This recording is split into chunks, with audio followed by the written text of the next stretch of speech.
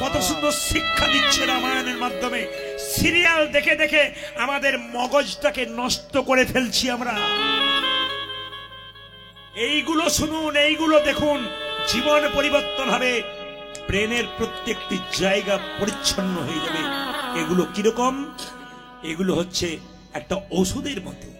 শরীর খারাপ হলে ওষুধ দেওয়া হয়, মন যদি খারাপ হয় এ হচ্ছে মেডিসিন আপনার মনটাকে পরিবর্তন করে। স্বয়ং রাম সেতু যখন তৈরি হচ্ছে তখন রাম ভক্ত হনুমানরা কি করছে মা? রামের নামে সব একটা করে পাথর শিলা ছুটছে, তৈরি হচ্ছে। কিন্তু কিছু মনে করবেন না, একটা বড় বাড়ি তৈরি করতে গেলে তার ফাঁকে ফাঁকে ছোট ছোট ইঁটও ঢোকাতে হয়, তবে কিন্তু শক্ত হয়। তো ছোট্ট একটা কাঠবিড়ালি ও কিন্তু রামের নামে ধুলোতে একবার গড়াগড়ি দিচ্ছে, একটা ছোট করে পাথর ছুড়ে দিচ্ছে। হনুমান হেসে বলছে, তোর সাহস তো কম নয়, আমরা বড় বড় শিলা ছুটছি আর তুই ছোট ছোট, পালিয়ে যা, চাপা পড়ে মরে যাবি পাথরে। এখন সঙ্গে সঙ্গে সেই ছোট্ট কাঠবিড়ালিটা রামচন্দ্রের চরণে গিয়ে কেঁদে কেঁদে বলল, প্রভু সবাই আপনার সেতু বন্ধনে সাহায্য করছে, আমি করলে কি অপরাধ? না রে, কেন? হনুমান আমাকে অপমান করছে, ওরা তোর সঙ্গে মজা করেছে, কোনো অসুবিধা নেই, আয় আমার কাছে। সঙ্গে সঙ্গে রামচন্দ্র হাতে নিয়েছে কাকে? কাঠবিড়ালিকে। আদর করে 3টে আঙ্গুলে পরশ দিয়ে দিয়েছি।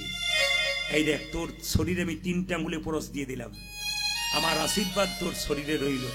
গোটা পৃথিবীর মানুষ দেখবে যে শুধু বড় নয়, ছোটরা অনেক ভালো কাজ করতে পারে। এইদিকে তাকান, রামচন্দ্র 14 বছর জন্য বনবাসী গিয়েছিল। পৃথিবীর ইতিহাস ঘাঁটলে, রামায়ণ ঘাঁটলে দেখতে পাবেন প্রত্যেকটা মানুষ কৈকেয়ীকে ভালো চোখে দেখে না। কেন? কৈকেয়ী রামচন্দ্রকে 14 বছরে বনবাসে পাঠিয়েছিল এই জন্যে। কিন্তু কৈকেয়ীর মতো পতিব্রতা নারী ইতিহাসের মাঝে স্বর্ণাক্ষরে লেখা। আপনারা সবাই জানেন রাজা দশরথের সঙ্গে সম্বাসুরের যুদ্ধ হয়েছিল। এই দিকে তাকাবেন, তখন রাজা দশরথের আঘাত লেগেছিল আঙ্গুলে। আঙ্গুলের মধ্যে এত পুঁজ রক্ত, আঙ্গুল ভালো হতে চায় না। একজন কবিরাজ বললেন, যদি কেউ আপনার আঙ্গুলটাকে লালা দিয়ে পরিষ্কার করতে পারে, মুখের লালা দিয়ে, আপনার আঙ্গুল ভালো হয়ে যাবে। কৌশল্যার কাছে গিয়েছিল, সব করতে পারবো ওইটা বাদ দিয়ে। সুমিত্রার কাছে গিয়েছিল, সব করতে পারবো ওটা বাদ দিয়ে। কৈকেয়ীর কাছে গিয়েছিল, দশরথকে প্রণাম করে বলেছিল, তুমি যখন আমার সব, তোমার জন্য আমি সব করতে পারি, আমি নিজে কাজ করব। মায়েরা থাকান, কৈকেয়ী কি করেছিল মা? আঙুলটাকে চুষে চুষে চুষে চুষে মুখের লালা দিয়ে দশরথের আঙুল ভালো করে দিয়েছিল।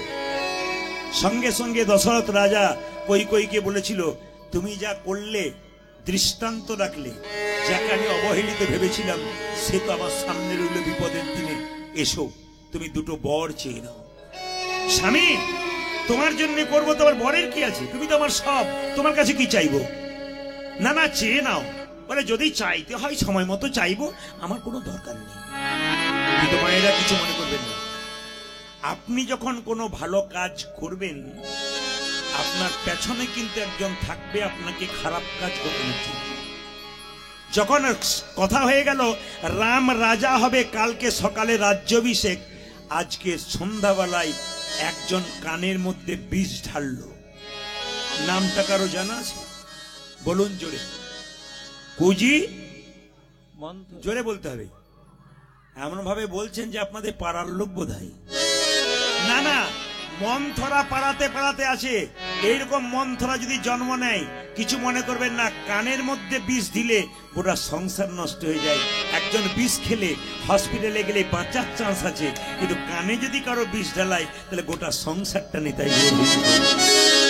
মায়েদের কাছে নিবেদন রইল, বিশেষ করে কানের মধ্যে কারো বিষ নেবেন না, কানের মধ্যে খারাপ কথা নেবেন না, অমৃত কথা নেন।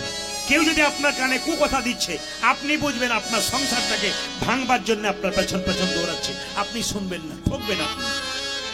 কুজি মন্থরা বলে উঠলো, 2টো বর পাওনা ছিল না, চেয়ে নে। কি? রাম রাজা হলে কৌশল্যা রাজমাতা হইবে, তুই ভিখারিনী হয়ে যাবি, কি দরকার আছে? 2টো বর চা। একবারে রামচন্দ্রের 14 বছরের বনবাস, একবারে পুত্র ভরতের সিংহাসন। কিন্তু জেনে নিন মায়েরা, যদি কেউ অপরাধ করতে যায় ভেতরে বিবেক থাকে তাহলে সে মনুষ্যত্ব প্রকাশ পায়। আপনি যদি আমাকে দুটো গাল দেন, আমি চুপ করে থাকি, বাড়িতে গিয়ে যদি অনুশোচনা করেন আমি খুব অন্যায় করে ফেলেছি, একবার দেখলে বলবো আমার খুব খারাপ লেগেছে, বুঝে নিলেন আপনি মানুষ হয়ে গেলেন। আর যদি মনে করেন আমি ঠিক করেছি, ভালো করেছি, আরো করব, তাহলে আপনি মানুষ হলেন না, অমানুষ হয়ে গেলেন। যখনই বরটা সকালবেলায় চাইবে, সারা রাত্রি কই কইর ঘুম নেই, তাকান আমার দিকে, কেউ জানতে না পারলো অন্তর্যামী ভগবান রাম জানতে পারল। রাত্রি 12টায় দরজার সামনে ধাক্কা দিচ্ছি, মা মা, কে? আমি রাম, দরজা খুল। কই কই মা তাড়াতাড়ি দরজাটা খুলে বলল, এত রাত্রিতে এলি কেন বাবা? মা, তুমি মনে মনে যেটা ভাবছো, চাইবো না, 14 বছরের বনবাস চাইবো না তুমি ভাবছো, সারা রাত্রি কি করে চাইবো? আমি তোমাকে অনুমতি দিলাম, কাল সকালবেলায় আমার বাবার কাছে তুমি আমার 14 বছরের বনবাস নাও। কেন বাবা? আমি যদি রাজা হয়ে যাই, বনে কত ঋষি মুনি ঊর্ধ্ব পদে হেট মুন্ডে আমার ধ্যান করছে আমাকে পাবার জন্য, তুমি যদি বনবাসে না পাঠাও ওদের উদ্ধার করব কি করে? কথা দিলাম মা, তুমি চাও আমার 14 বছরের বনবাস, পুত্র ভরতের সিংহাসন লাভ, তবে তোমাকে কথা দিলাম 14 বছর পর বনবাস থেকে যখন ফিরে আসবো, 3 জন মা আমাকে দেখতে যাবে, প্রথম প্রণাম করবো আমি তোমার চরণে, কারণ তোমার জন্য আমি সাধুগুরু বৈষ্ণবকে উদ্ধার করতে পেরেছি। সকালবেলায় রাজা দশরথ যখন আনন্দে মাতোয়ারা কই কই বলে উঠল, স্বামী কি? দুটো বর আমার পাওনা ছিল, আজকে চাইব।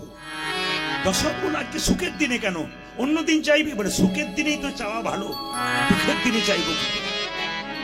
রামচন্দ্র অনুমতি দিয়ে এসছি, কিন্তু তার আগে আপনারা জানেন যে দেয় নাই, কিন্তু শাস্ত্র বলছে দিয়ে চলে এসেছে রাত্রি, তো তুমি চাইবে। তাছাড়া কই কই বিবেক বাদ দংশন করছিল, চাইবো কি করে? লক্ষ্য করুন, একবারে 14 বছরে বনবাস রামচন্দ্রের, দ্বিতীয়বারে পুত্র ভরতের সিংহাসন। দশরথ বলল, আমি স্বামী, তুমি স্ত্রী, তোমার পা ধরতে পারবো না বলে আমার রামকে তুমি বনবাসে পাঠিও না, আর যা করবে করবে, রাম যেন বনবাসে না যায়। আমি মানতে চাই না, আমি দুটো বরই চাই। রামচন্দ্র বাবাকে প্রণাম করে বলল, বাবা আদেশ দাও, পিতৃসত্য পালন করার জন্য আমি 14 বছরে বনবাসে যাব। রামচন্দ্র একা গেলেন না মা, তার সঙ্গে কে গেল? সীতা, তার সঙ্গে কে গেল? লক্ষণ। এই রামচন্দ্রের কথা যখন বলবো, মর্যাদা পুরুষোত্তম রামচন্দ্র তিনি সংসারকে কি শিক্ষা দিলেন, বড় ভাই ছোটকে কেমন সম্মান দেয়, অন্যদেরকে কেমন সম্মান দেয়, ছোট বড়কে কেমন সম্মান দেয়, মর্যাদা পুরুষোত্তম রামচন্দ্র শিখিয়ে দিয়ে গেছে প্রত্যেকটি চরিত্রের মাধ্যমে। এখন তো ভাই ভাইকে কি করে ঠকাতে পারে, ওর জায়গাটা কি করে আদায় করা যেতে পারে, ওকে ঠকানো যায় কি করে, এই তো চেষ্টা। কিন্তু রামচন্দ্র কি শিখিয়ে গেলেন? ভ্রাতৃত্ববোধ, স্ত্রীর প্রতি ভালোবাসা। সীতা যখন বনবাসে যাব বলল, একজন মেয়ে বলে উঠলো অযোধ্যার, এই যে তোর শ্বশুরও রাজা, তোর বাবাও রাজা, কিসের অভাব তোর? তুই কেন যাবি? তুই বাড়িতে থাক। বলছে, শোনো, এত সম্পদ তোর, তুই কেন বনবাসে যাবি? সীতা তখন বলেছিল, শোনো মাতা, সম্পদে কিবা কাম, সম্পদ মোর দুর্বাদল ঘন শ্যাম। স্বামী আমার সম্পদ, সে যদি বনে যায় আমি তার সঙ্গে বনে বাস করি, সে যদি রাজবাড়িতে থাকে আমি রাজবাড়িতে থাকবো। সবাই লক্ষ্য করুন, ভরত ছিল মামার বাড়িতে, মাকে 14 বছর মা বলে নাই, রাক্ষসী বলেছিল। ভরত যখন খবর পেল মামার বাড়িতে ছিল আমি রাজা হব, ছুটে গেল বনবাসে। দাদা, আমি তুমি থাকতে রাজা হব না, তুমি চলো, তুমি আমার দাদা। কত ভ্রাতৃত্ব বোধ, কত দাদার প্রতি প্রেম, কি এগুলো শুনলে হবে না। শিক্ষা কি? ছোট ভাই বলছে দাদা থাকতে আমি বসবো না, দাদার প্রতি কি সম্মান, দাদা বাবা পদ্ধতিতে দাদা হলো বাবা, বৌদি হলো মা। দাদা যদি বাবার মতো আচরণ না করে, ও দাদা কি করে হলো? বৌদি যদি বৌদির মতো মায়ের মতো আচরণ না করে, আপনি মা কি করে হলেন? যতই আপনাকে আঘাত দিয়ে খারাপ কথা বলুন, আপনি মা, শাশুড়ি মায়ের অবর্তমানে। দাদা আপনি বাবা, হাজার কথা বলুন। বনের মধ্যে বড় বড় গাছগুলো ছোট ছোট গাছগুলোকে ঝড়ঝঞ্ঝা থেকে রক্ষা করে। সংসারে যারা বড় ভাই বড় বউ হয়, তাদের দায়িত্ব সবচাইতে বেশি থাকে। কেন? সমস্ত ঝড়ঝঞ্ঝা মাথায় নিতে হয়, ছোটদেরকে ভালোবাসা দিতে হয়। ওদের কাছ থেকে কথা শুনবেন, সমাজ তো আপনাকে সম্মান দেবে, ভগবানের খাতাতেও আপনার নাম লেখা থাকবে, আপনার কর্ম তো ভালো হয়েছে। সবাই লক্ষ্য করুন মায়েরা। ভরত বলল, দাদা তুমি চলো। আমি যাব না, 14 বছর পর যাব। আমি সিংহাসনে বসবো না, তোকে বসতে হবে ভাই। তবে দাদা, যদি বসতে হয় আমি সিংহাসনে বসবো না, তুমি তোমার খরম যুগল দাও, তোমার খরম যুগল সিংহাসনে বসাবো, আমি নিজে বসে রাজ্য পরিচালনা করব, নিচে বসে। 14 বছর পর রামচন্দ্র যখন বনবাস থেকে আসছে, বিমাতা কই কই ঘরের মধ্যে কামছে। আমি জানতে পারি নাই তুই ভগবান, আমি জানতে পারি নাই তুই ভগবান। ওরে রাম রাম রাম রে, ওরে রাম রে। যেদিন তুই 14 বছর পর বনবাস থেকে ফিরে আসবি, সেই দিন আমি ডান হাতে নেব নবনীর ভাণ্ড, বা হাতে নেব বিষের ভাণ্ড। বা হাতে নেব আমি বিষের ভাণ্ড। তুই যদি 14 বছর পর বনবাস থেকে ফিরে আসার পর আমাকে মা বলে ডাকিস, আমি নবনীর ভাণ্ড তোর মুখে তুলে দেব। কিন্তু যদি আমায় মা বলে না ডাকি, মা বলে না ডাকি, এই বিষের ভাণ্ড আমার মুখে দিয়ে তোর চরণ তলে চিরকালের জন্য প্রাণ বিসর্জন দেব। তবু তো ভাবব মৃত্যুটা যেমন তেমন জায়গা হয় নাই, ভগবানের চরণ তলে হয়েছে। রামচন্দ্র 14 বছর পর বনবাস থেকে আসছে, বিমাতা কই কই পাগলিনীর মতো ছুটছে। কেউ আমায় ভালোবাসে না রাম, তোকে যখন থেকে বনবাসে পাঠালাম, আমার ভরত আমাকে কথা বলে নাই, কেউ ভালোবাসে না। কেউ না ভালোবাসলো, অন্ধকারে কেঁদেছি তোর জন্য। তুই একবার আমার মা বলে ডাক, যদি মা বলে ডাকিস আমি তোকে নবনীর ভাণ্ড মুখে তুলে দেব। এরই নাম ভগবান। শুনবেন ভালো করে দামি কথাগুলো।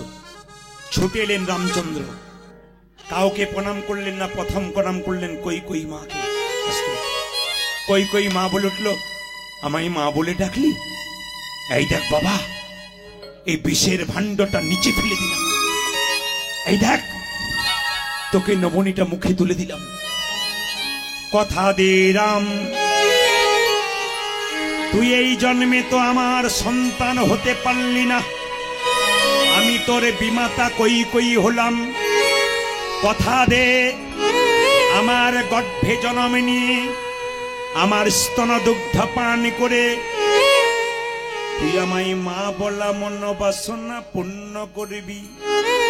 কথা দিলাম মা, এ জন্মে তো তোমার গর্ভে জন্ম নিতে পারলাম না, জন্ম নিতে পারলাম না।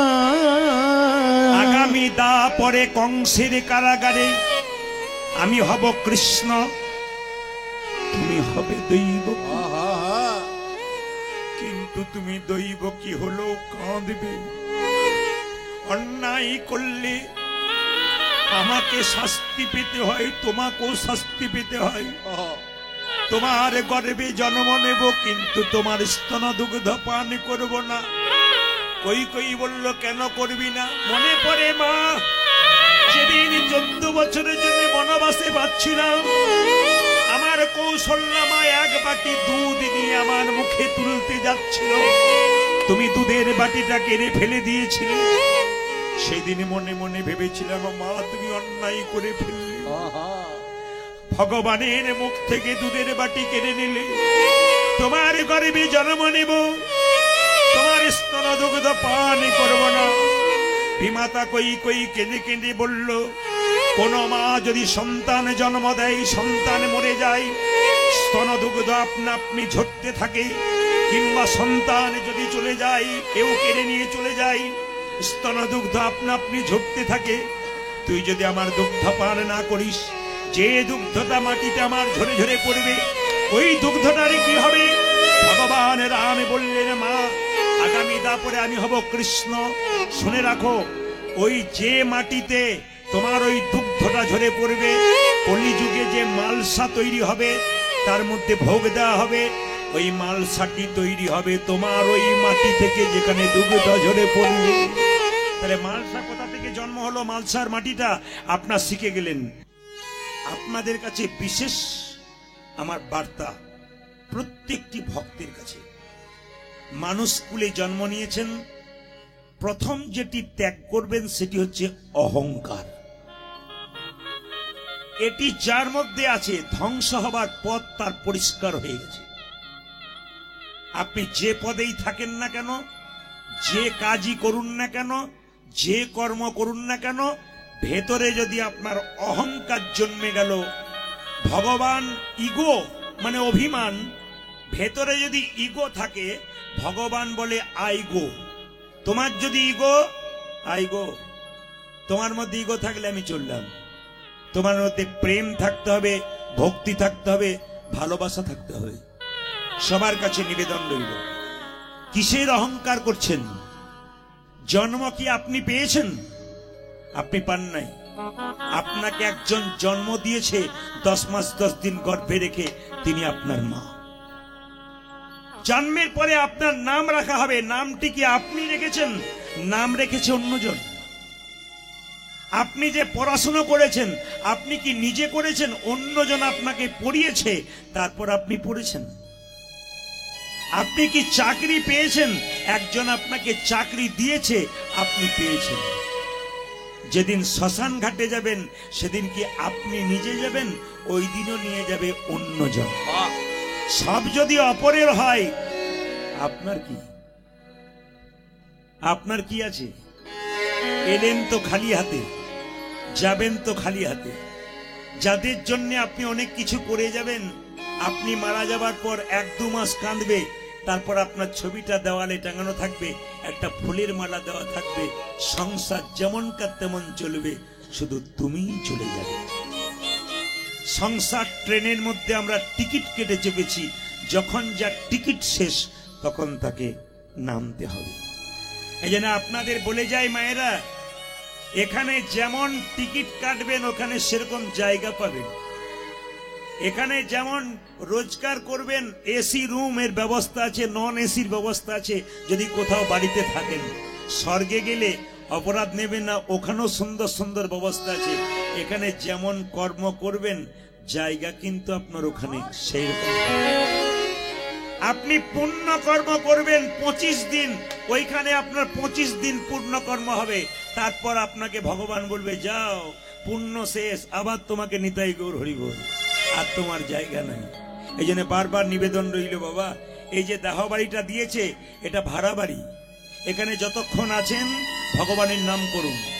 সুখের দিনে মানুষ আমাদের আগে থাকে, আর দুঃখের দিনে মানুষ আমাদের পেছনে থাকে।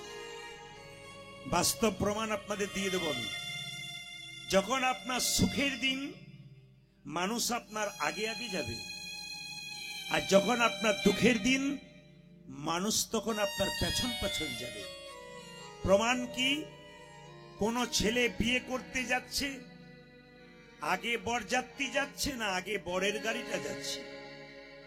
সুখের দিন বিয়ে করতে চললো, বরযাত্রী যাবে আগে আগে, আনন্দ করতে করতে পেছনে যাবে বর। এই দিন তোমার সুখের দিন।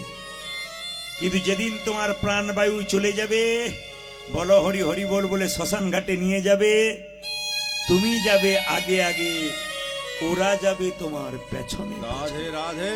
আসলে আমাদের অবস্থাটা কেমন কিছু মনে করবেন না। আপনাদের হিজুলি এখানে থাকতে পারে, যেখানে কসাইখানা ছাগল টাগল কাটা হয়, সেখানে দেখবেন বাবারা, একটা ছাগলকে কেটে একবারে ছালটাকে ছাড়িয়ে ঝুলিয়ে দেওয়া হয়, মাংস টুকরো করে কেটে কেটে ওজন করে বিক্রি করছে। তার পাশে বসে একটা ছাগল দিব্যি বসে বসে কাঁঠাল পাতা চিবোচ্ছে। ও জানে না যে এরপরের লাইনটা আমার আছে, দেখছে তো আমাদের ওই কাঁঠাল পাতা চেবানোর মতো অবস্থা আর কি। আমরা দেখছি চলে যাচ্ছে, তবু আমাদের কত অহংকার বলুন তো। তবু ডোন্ট কেয়ার, আমরা কাউকে কেয়ার করছি না, কত অহংকার বলুন তো। কিন্তু চলে গেলে সব শেষ। আপনাদের হিজুলিতে আজকে দুটো বাচ্চা জন্ম নিয়েছে, একটা এই পাড়ায়, একটি ওই পাড়ায়। একটি ছেলে সোনার চামচ মুখে নিয়ে বড় লোকের বাড়িতে, আর একটা ছেলে ভিখারির বাড়িতে জন্ম নিয়েছে, মায়ের দুধ পাচ্ছে না। তাহলে কর্মের ওপরে জন্ম হলো।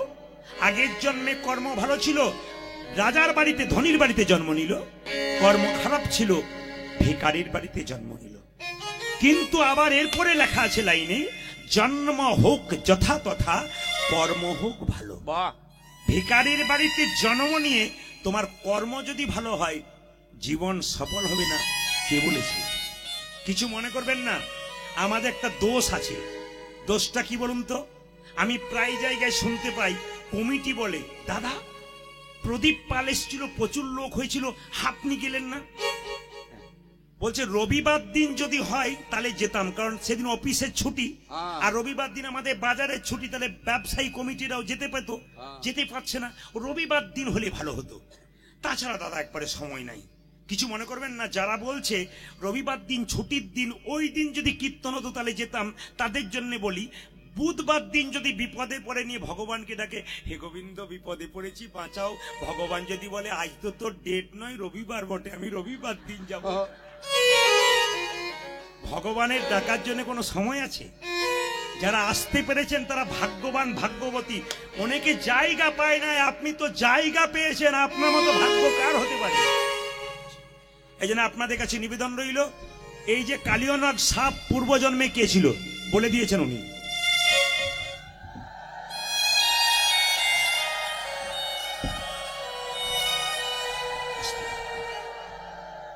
দুটো মালার ভারী নিতে পারবো না, শরীর একটু হালকা হয়ে গেছে, ওই জন্যে, বুঝতে পেরেছেন? খাবার দাবার কমিয়ে দিয়েছি। সেই সিনেমার একটারা বলে না, যত কম খাবে তত ফুর্তি ভালো থাকবে। ওই জন্য খাওয়া দাওয়া কমিয়ে দিয়েছি বলে একটু ভারী হয়ে যাচ্ছে, এগুলো একটু কমিয়ে দিলাম, কিছু মনে করবেন না। রাধা রানী কি, শ্যাম সুন্দর কি, মদন মোহন কি, হরিবাসর কি, কালিয়নাগ পূর্বজন্মে ছিল রাজা। নাম কি বলবো মাঝে? চন্দ্রধ্বজ। তিনি সাপ হলেন কেন? বৈষ্ণবের অপরাধ। যা করবে করবে মা, বৈষ্ণবের চরণে অপরাধ করবে। ব্রাহ্মণ বড় না বৈষ্ণব বড়? আমি বলি নাই, শাস্ত্র বলছে। ব্রাহ্মণ হয়ে কেউ যদি বৈষ্ণব হয়, সে তো আরো বড়। বৈষ্ণব বড় কেন? আপনি ব্রাহ্মণকে প্রণাম করবেন, উনি ঘুরে আপনাকে প্রণাম করবে না। কিন্তু বৈষ্ণবকে প্রণাম দিন, দেখবেন ঘুরে উনি আপনাকে এরকম করে একবার প্রণাম দিন। এই জন্য বারবার বলবো, বৈষ্ণব অপরাধ করবেন না। রাজা চন্দ্রধ্বজের পেটের যন্ত্রণা ভালো হচ্ছে না। একজন বলল, রাজা তোমার পেটের যন্ত্রণা ভালো হবে, একটা উপায় আছে। কি? তুমি যে রাজবাড়িতে বাস করছো তার পেছন দিকে একটা সরোবর আছে, রাজহাঁস খেলা করছে, ওকে ধরে এনে ওর পিত্তটা খেতে পারলে, মেরে পিত্তটা খেয়ে নেবে, ব্যাস ভালো হয়ে যাবে। রাজা ধরে আনলো, রাজহাঁস চিৎকার করে বলল, রাজা মশাই, প্রজ্ঞা রাজহাঁস। তিনি বললেন, আমাকে না মেরে যদি পেটের যন্ত্রণা ভালো, একটা উপায় বলি। বলে কি? যে সরোবর থেকে আমাকে ধরে আনলে, সেই সরোবরের উত্তর দিকে একটা গাছের ওপরে এক মুনি বসে আছেন, মুনি পা দুটোকে দুলিয়ে চরণ ধোয়া জল পান করলে পেটের যন্ত্রণা ভালো হবে। সবাই তাকান আমার দিকে।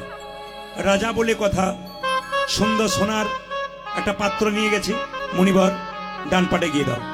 যে না ডান পায়ে গিয়ে দিয়েছে, ছি ছি ছি, দেখি কি পুঁজার রক্ত, এই জল পান করতে পারবো না। দেখি তোমার বাঁ পাটে গিয়ে দাও, এটাও তো পারবো না। পুঁজ রক্ত, পোকা কিলবিল করছে, জল পান করতে পারবো না। রাজা জল পান করে নাই, একটা ভালো কাজ করেছিল মা। বৈষ্ণবের চরণ ধোয়া জল মাথায় করে বাড়ি এনেছিল। এই দিকে তাকাবেন, গঙ্গা থেকে জল আনবেন, প্রথমে ঘোলা লাগবে, পরে পরিষ্কার হয়ে যাবে। প্রকৃত বৈষ্ণবের চরণ ধোয়া জল বাড়িতে যত্ন করে রাখবেন, বোতলে ভরে, প্রথমে ঘোলা হবে, তারপর পরিষ্কার হয়ে যাবে। বাড়িতে কারো মাথা চঞ্চল, কারো অসুস্থতা, কারো বাড়িতে অশান্তি, বৈষ্ণবের চরণ ধোয়া জল দিন, বিশ্বাস করে দেখবেন অনেক অসুবিধা দূর হয়ে যাবে। সবাই লক্ষ্য করুন মায়েরা, রাজা চন্দ্রধ্বজ মাথায় করে এনেছিল চরণধোয়া জল। তার দুজন স্ত্রী ছিল। স্বামী জল পান করতে পারলে না, তোমার মঙ্গলের জন্য আমরা কি না করতে পারি। যেই না চরণধোয়া জল নিয়েছে, দুজনে পান করেছে, মুনি ছুটে এসে চিৎকার করে বলল, রাজা এ তুমি কি করলে? আমার চরণধোয়া জলকে অপমান করলে। আমি তোমাকে অভিশাপ দিলাম, তুমি খল প্রবৃত্তি করলে, চালাকি করলে। আমি তোমাকে অভিশাপ দিলাম, তোমার সর্পকুলে জন্ম হোক, তুমি হবে কালীয় নাগ। রাজা চন্দ্রধ্বজ কেঁদে কেঁদে বলল, হে মুনিবর, হে যে মুনিবর, অভিশাপে যদি দিলে আমায় সাপে কুলে জন্ম হোক, সাপে কুলে জন্ম হোক, আশীর্বাদ দাও যেন আমি গোবিন্দের চরণে মাথায় লাভ করতে পারি। আশীর্বাদ দাও আমি যেন গোবিন্দের চরণে লাভ করিতে পারি। বৈষ্ণব যেমন অভিশাপ দেয় তেমন আশীর্বাদ দেয়। কি দিল বাবা? তুমি যেহেতু আমার চরণ ধোয়া জল মাথায় করে এনেছো, অভিশাপ দিলাম সাপ কুলে জন্ম হবে, আশীর্বাদ দিলাম ভগবান শ্রীকৃষ্ণের নিত্য একদিন তোমার মাথার উপরে হবে। এই কালীয়নাগ বাস করে কোথায়? বৃন্দাবনের কালীদহ হবে। এমন বিষ ঢালতে শুরু করেছে, ওই পথ দিয়ে পশু পাখি চলে যায়, মৃত্যু হয়ে যায়। মৃত্যুর আগে ভগবানকে ডাকতে থাকে। পরম বৈষ্ণব কি? বৈষ্ণবের কথা যখন এলো তখন আপনাদের শিখিয়ে দিয়ে যাই, মন দিয়ে শুনে নিন। ইউটিউবের মাধ্যমে নানা কথা আপনারা শুনেছেন, আজকে নতুন তত্ত্বের কথা আপনাদের সামনে দেব, মন দিয়ে শুনবেন। শুধু বলতে চাই, যাদের কোমরে ব্যথা, যাদের হাঁটু ব্যথা, মনে করছেন খুব কষ্ট হচ্ছে, আর পারছি না, না, আজকে পেরে নিন, গোবিন্দের কৃপা পাবেন। কেন বলুন তো? ভগবান বলছে, আমার নামে বস, শান্তি পাবি, দেখবি। আমার নাম কর, অনেক কষ্ট দূর হবে। আমার যেখানে নাম হবে বসবি, ভক্তি ভরে দেখবি, তোর কৃপা হয়ে যাবে। এই জন্য মায়েরা, সুস্থতা লাভ করতে গেলে হরিবাসরে বসুন, কীর্তন শুনুন, আপনার ভাগ্য ফিরবে, আপনার জীবন সুন্দর হবে। যতই কষ্ট হোক, কষ্ট না করলে কৃষ্ণ পাওয়া যায় কিনা বলি। বৈষ্ণব কাকে বলে? আস্তে, বৈষ্ণব তো সবাই নয়। এই যে বৈষ্ণব তো সবাই নয়। ব্যাখ্যা, তৃণাদপি শুনিছেন তররিব সহিষ্ণুনা অমানেন মান দেন কীর্তনীয় সদাহরি। সংস্কৃত কথাগুলো বলে গেলাম, বুঝতে পারলেন? ঘাসের মধ্যে পা দেবেন, ঘাস মাথা নিচু করবে, পা সরিয়ে নেবেন, উঁচু করবে। প্রকৃত বৈষ্ণবকে হাজার খারাপ কথা শোনাবেন, ওই যে মাথা নিচু করবে আর উঁচু করবে না, তিনি বৈষ্ণব। আর বৈষ্ণব কাকে বলে? তররিব সহিষ্ণুনা। একটা বড় গাছ কাটছেন, গাছটা যতক্ষণ না মাটিতে পড়ছে আপনাকে ছায়া দান করছে, ফল দান করছে। বৈষ্ণবকে হাজার আঘাত করুন, বৈষ্ণব যতক্ষণ না মাটিতে পড়ছে আপনাকে হরিনাম দান করছে। অমানেন মান দেন। হিজুলির রাস্তা দিয়ে পেরিয়ে যাচ্ছেন আপনি, আমি, সবাই। একজন কুষ্ঠব্যাধি লোক ছটপট ছটপট করছে, উঠতে পারছে না, পুঁজ রক্ত, সবাই দেখলাম, নাকে কাপড় চাপা দিয়ে চলে গেলাম। যিনি পরম বৈষ্ণব তিনি বলবেন, কোলে কোল দিয়ে একবার হরিবোল বলে বলবেন, ওরে এই জগতের কোনো ডাক্তার তোর রোগ সারাতে পারে নাই, আমার সঙ্গে কোলে কোল দিয়ে একবার হরিবোল বল, তোর দেহরোগ তো দূর হবে, তোর ভবরোগ। আর বৈষ্ণব কাকে বলে? এইদিকে সাজটা কি? তিলক, তুলসী মালা, শিখা ও কৌপিন, বহির্বাসে হরিনাম, মুখে নিষিদিন, ইনি বৈষ্ণব। আর বৈষ্ণব কাকে বলে? হাজার হাজার বটের ফল বট গাছে হয়, কিন্তু বট গাছের নিচে একটাও চারা গাছ হয় না। পাখিতে খেয়ে স্টোমাকে গিয়ে ছাতের কান্নিসে পায়খানা করে, তার থেকে বট গাছ হয়। হাজার হাজার মানুষের মুখে কীর্তন শুনলে আপনার কৃষ্ণ প্রেম জন্মাবে না। যতক্ষণ না বৈষ্ণবের মুখে মধুমাকা নাম শুনবেন, আপনার শরীরে কৃষ্ণ প্রেমের অঙ্কুর জন্মাবে না। আর বৈষ্ণব কাকে বলে? আপনাদের হিজুলি এলাকাতে যেখানে বড় গরুর হাট আছে, গাভী কিনবেন, বাছুর কিনবেন, গাভীটাকে টানবেন, বাছুর আসবে না, গাভীকে টানবেন, গাভী আসবে না। কেন? কি করলে গাভী আসবে? বাছুরটাকে কোলে করে এগিয়ে যান, গাভীকে ডাকতে হবে না। বাছুর কোলে নিলে গাভী পেছন পেছন আসবে। ভগবানের চরণ পেতে গেলে বৈষ্ণবের চরণ ধরে এগিয়ে যান, ভগবান আপনার পেছনে পেছন আসবে। হ্যাঁ, আর বৈষ্ণবের স্বভাব কি? আসতে আর বৈষ্ণবের স্বভাব কি? আস্তে, কাউকে অভিশাপ দেবে না। এইদিকে মায়েরা ধীরে। বৈষ্ণব কাউকে অভিশাপ দেবে না, প্রেম। বৈষ্ণব কাউকে অভিশাপ দেবে না। কেন? একটি কলেজে পড়া মেয়ে ছাতের ওপরে দাঁড়িয়ে আছে, একজন বৈষ্ণব গঙ্গা স্নান করে নেরামস মাথা শিখা চলে যাচ্ছে। মেয়েটি দুতলার ওপরে চেপে, এ বৈষ্ণব, বৈষ্ণবের মাথায় পড়লো, থুতু ফেলে দিলি তো? ঠিক আছে মা, আমি আবার গঙ্গা স্নানে যাব। আপনার আমার মাথায় পড়লে কি বলতাম? এখন নেমে আয়, তুই কেমন বাপের বেটি বেটিস, তোকে দেখো। কিন্তু বৈষ্ণব কি বললেন? মাথায় ফেলে দিলি, আবার স্নান করে আসি। আবার এসেছে, আবার মেয়েটা, এ বৈষ্ণব, তুই আমাকে নিয়ে মজা করছিস, তোর যদি খুব খুশি হয় খুব অসুবিধা নেই, আমি আবার গঙ্গা স্নানে চললাম। আবার এসেছে, আবার ফেলেছে, 10 বার গঙ্গা স্নান করেছে, 10 বার থুতু দিয়েছে। 11 বার যখন দিতে যাবে তখন মেয়েটির বাবা, কি করছিস তুই? লজ্জা করে না? তুই কলেজে পড়াশোনা করিস, কার মাথায় তুই থুতু ফেলছিস? বৈষ্ণবের মাথায়। আমাকে বাবা বলে ডাকবি না, নেমে আয় তুই, তোকে দেখাচ্ছি মজা। বৈষ্ণব বলছে, বাবা আপনার মেয়েকে বকবেন না। কেন? আপনার মেয়ের জন্য আমার লাভ হয়ে গেছে। লাভ? আমার মেয়ে থুতু ফেললো, আপনার উপকার হলো, লাভ হলো? না, আমি শাস্ত্রে শুনেছি, সাধু মুখে শুনেছি, একবার গঙ্গা স্নান করলে 1 জন্মের পাপ দূর হয়। আপনার মেয়ে আমাকে 10 বার থুতু ফেলেছে, আমি 10 বার গঙ্গা স্নান করেছি, আমার জন্ম জন্মান্তরের যত পাপ আছে সব। আমরা 3টে ঋণ নিয়ে জন্মাই। তত্ত্বগুলো শুনবেন, খুব তত্ত্বগুলো শুনবেন। আমরা 3টে ঋণ নিয়ে জন্মাই। একটা দেব ঋণ, একটা পিতৃমাতৃ ঋণ, আর একটা ঋষি ঋণ। যে যেখানে বসে আছেন আপনাদের জীবনে কাজে লেগে যাবে। বাচ্চাকে শব্দ বন্ধ করেন, চুপ কর, বসে থাক। মায়েরা, জীবনে কাজে লেগে যাবে। 3টে ঋণ নিয়ে আমরা জন্মাই। একটা দেব ঋণ, একটা পিতামাতার ঋণ, একটি ঋষি ঋণ। শোধ করবেন কি করে? উপায়গুলো বলে দিই আপনাদের।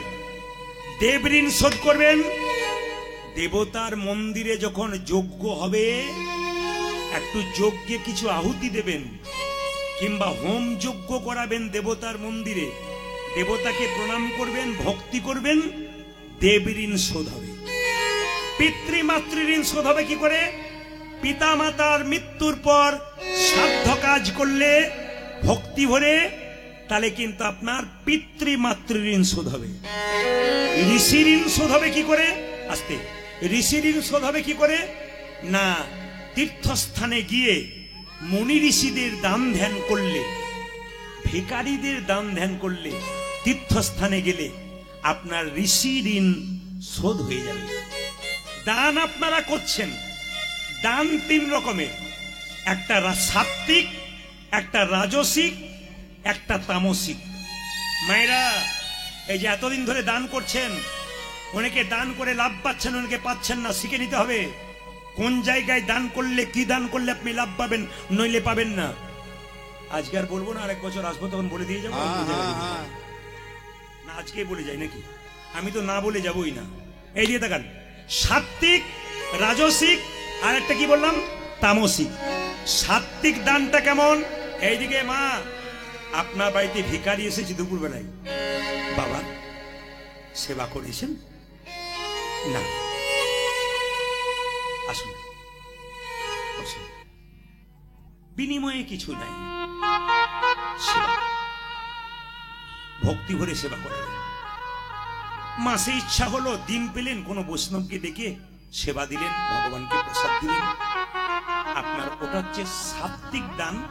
যে দানে কোনো চাওয়া পাওয়া নাই, গোবিন্দের ভোগ দিয়ে সবাইকে দেওয়া, এতে কোনো চাওয়া পাওয়া থাকবে না, এটা সাত্ত্বিক দান। ব্রাহ্মণকে দিতে পারেন, বৈষ্ণবকে দিতে পারেন, সাত্ত্বিক দান। ভালো করে শুনবেন। রাজসিক দান কোনটা? রাজসিক দান হচ্ছে এইটা, কিছু পাওয়ার বিনিময়ে।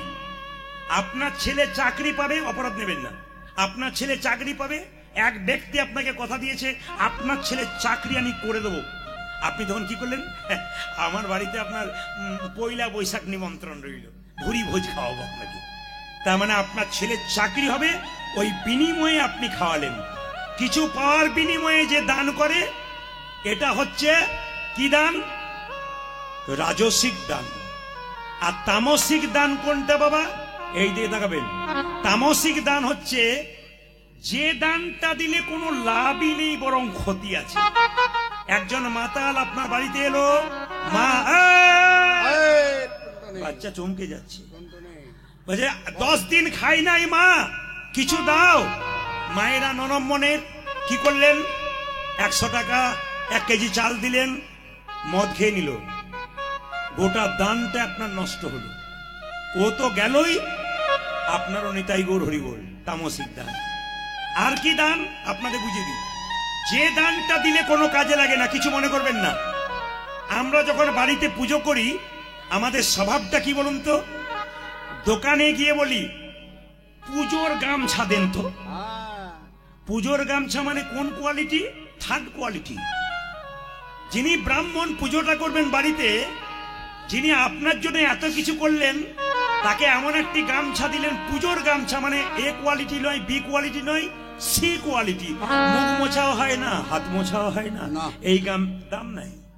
আপনার মেয়ের বিয়ে দিলেন, কোটি কোটি টাকা খরচ করলেন, কিন্তু যে বিয়ে সারালো তার জন্য বললেন দোকানে গিয়ে ব্রাহ্মণের জন্য ধুতি দেন তো। মানে পুজোর ধুতি, মানে যেটা 3rd ক্লাসের ধুতি, সেটা যেটা ব্যবহার করা যায় না। আমি বলবো, শাস্ত্র বলছে আপনার যেমন ক্ষমতা, যদি অনেক আছে, যে আপনার কাজটা করছে তাকে এমন দিন সে যেন উপভোগ করতে পারে, এমন দিন ওটা ব্যবহার করে যেন আপনাকে আশীর্বাদ দিতে পারে। আপনি এমন দিন উনি ওটাকে জীবনে ভোগ করতে পারে, এই দান দিন। এই দানটার দাম হচ্ছে কি? এই দানটার নাম হচ্ছে রাজসিক দান, সাত্বিক দান। কিন্তু যেগুলো দেবেন কিছু মনে করবেন না। আরেকটা দান আছে। বৈষ্ণব বাড়িতে গেল, মা দাও দাও 2 চাল, আপনি দিলেন। ওই চালটা মন্দিরে নিয়ে গেল, 3টে ইট পাতলো, একটা প্রসাদ তৈরি করলো। ওই প্রসাদটা ভগবানের চরণে দিয়ে বললো, হে গোবিন্দ, এটা আমার নয়, যে দিয়েছে তার গোটা পরিবারের যেন মঙ্গল হয়ে যায়। ইনি হচ্ছেন দান, এটা আসল দান। এইবার বলে দেয় মায়েরা, যে যেখানে বসে আছেন, বাড়িতে বৈষ্ণব এলে সেবা করাচ্ছেন, যেমন আমরা যার বাড়িতে আছি, অপরাধ নেবেন না। একবারে স্টার্টিং থেকে ইন্ড, মানে কাল সকাল পর্যন্ত, আমার মনে হয় গোটাটাই ভালো হবে। ভক্তি আছে, সেবা করাবেন, বিনিময়ে কিছু চাইবেন না। কোথায়? যুধিষ্ঠির মহারাজ রাজ্য যজ্ঞ করেছিল। কৃষ্ণ বলেছিল, রাজ্য যজ্ঞ করার পর তোমার ধর্মের একটা ঘন্টা বেঁধে দিলাম এখানে, যখন তোমার যজ্ঞ পূর্ণ হবে আসল, তখন কিন্তু ঘন্টাটা বেজে যাবে। মায়েরা, ঘন্টা টাঙানো হলো, 18 দিনে 18,000 লোক খেয়ে নিল। বস্তা বস্তা আলু, বস্তা বস্তা চাল, বস্তা বস্তা ডাল গেল, ঘন্টা আর বাজিল না। কৃষ্ণের কাছে গিয়ে যুধিষ্ঠির মহারাজ বলল, কৃষ্ণ বলে কি, 18 দিনে 18,000 লোক খেয়ে নিল, বস্তা বস্তা আলু, বস্তা বস্তা চাল ডাল গেল, ঘন্টা বাজলো না কেন? বলে সেবা হয়েছে সব ঠিক, কোথাও ফাঁক পড়ে গেছে। আপনার সেবা করাবেন মানুষকে কেমন হবে দেখুন, বৈষ্ণব সেবা কেমন করাতে হয়, আর ফাঁক পড়ে গেছে। বলে সবাইকে সেবা করেছো, একজনকে সেবা করালে তোমার সেবা পরিপূর্ণ হবে। কাকে? সহজ বাল্মীকি। সহজ বাল্মীকি, ওই বাল্মীকি বলিনি যে রামায়ণ রচনা করেছে, 2টো বাল্মীকি আছে, এটা সহজ বাল্মীকি। সাধারণ মানুষ যে বাল্মীকির ভজনা করে, সেই বাল্মীকিকে ডাকো, তাকে প্রসাদ দাও, ধর্মের ঘন্টা বাজবে। কিন্তু ঘটনা কি হলো মায়েরা, দ্রৌপদী অনেক রান্না বান্না করেছে, অনেক ব্যঞ্জন তৈরি করেছে, যেই না সহজ বাল্মীকি বসেছে খেতে, সেবা করতে, আমার দিকে তাকাবেন, সঙ্গে সঙ্গে সহজ বাল্মীকি কি করেছে, সবকিছু একটু একটু করে গোবিন্দকে নিবেদন করে একবারে চটকে দিয়ে মুখে ভরে নিয়েছে। দ্রৌপদী তখন মনে মনে ভাবছে, এ কোন লোকের পাল্লাই পড়লাম রে ভাই, এ তো খেতেই জানে না, আমি ঘন্টার পর ঘন্টা কষ্ট করে রান্না করলাম, আরে একটু করে মুখে ভরে নিল চটকে একবারে, আমার পছন্দ হলো না। ঘন্টা বাজলো না। কৃষ্ণকে যুধিষ্ঠির জিজ্ঞেস করলো, তুমি বললে সহজ বাল্মীকিকে ডাকো, তাহলে আমাদের পূর্ণ হবে, কিন্তু কই হলো না যে? বলে দ্রৌপদীকে জিজ্ঞেস করো কেন হলো না। বলে কেন? যখন দ্রৌপদী সেবা দিচ্ছিল, যে সেবা পেয়েছে সে যখন সেবা পাচ্ছিল, দ্রৌপদীর মনটা তখন কেমন ছিল, যাকে সেবা দিচ্ছে তার প্রতি মনটা কেমন ছিল? দ্রৌপদী বলল, আমি খুব বিরক্ত হয়ে গেছিলাম, এমন সেবা করলো বলে। বলছে ওই জন্য ঘন্টা বাজে নাই। আপনার বাড়িতে বৈষ্ণব যাচ্ছে, মায়েরা রান্না করার পর একটু তো ইচ্ছা হয়, এত কষ্ট করে রান্না করলাম একটু ভালো বলুক, ইচ্ছা হয় না? আমরাও কি বলি, যদি লবণও হয়ে যায়, 5টা তরকারি হলে একটা তো খারাপ হলো, 5-4টা তো ভালো হয়, ভালো হয়েছে, খুশি হন। দ্রৌপদী খুশি হলো না। দ্রৌপদীকে বললো আবার তোমাকে সেবা দিতে হবে। সহজ বাল্মীকিকে ডাকলো, আবার সেবা দিল। বাল্মীকি মুনি খেলেন, আর খাওয়ার সঙ্গে সঙ্গে ধর্মের ঘন্টাটা বেজে গেল। আমি আপনাদের বলতে চাই, বাড়িতে সেবা দেবেন বৈষ্ণবকে, কিভাবে পাচ্ছে দেখে লাভ নেই। আপনি ধূপ দিয়ে প্রণাম করে বৈষ্ণবকে সেবা দিয়ে একটু দক্ষিণা দিতে হয়। 1 টাকা হোক, 2 টাকা হোক, 11 টাকা হোক, প্রতিটি বৈষ্ণবকে একটু দক্ষিণা দিতে হয়, আপনার কিন্তু লাভ হয়। ভগবান শ্রীকৃষ্ণ কালিয়ানাগকে দমন করবে, কিন্তু কালিয়ানাগ যেখানে থাকে মা, সেই পথ দিয়ে কোনো পশু পাখি পেরিয়ে গেলে কি হয়, তারা ছটপট ছটপট করে মরে। তাহার মাইকম্যান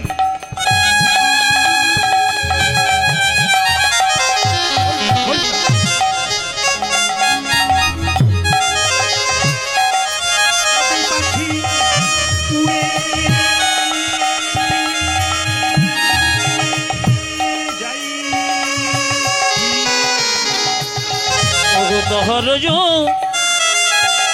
উপরে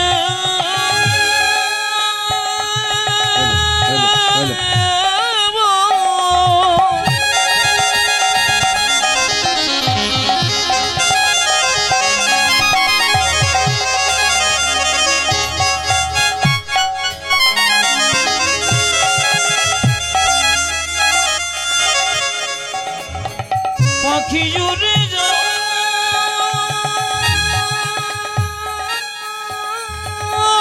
উলধ্বনি উলধ্বনি যাচ্ছে।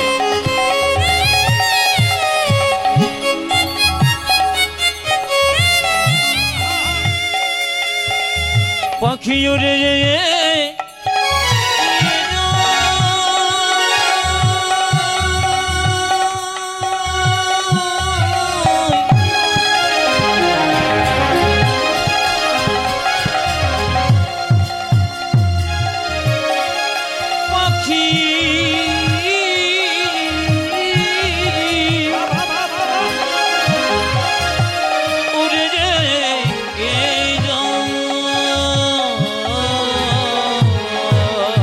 যে তাহার পরে